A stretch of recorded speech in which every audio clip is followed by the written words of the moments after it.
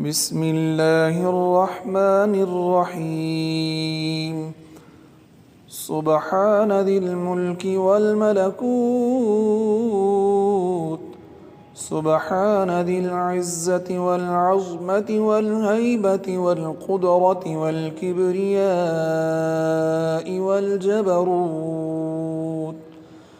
سبحان الملك الحي الذي لا ينام ولا يموت، سبوح قدوس ربنا ورب الملائكة،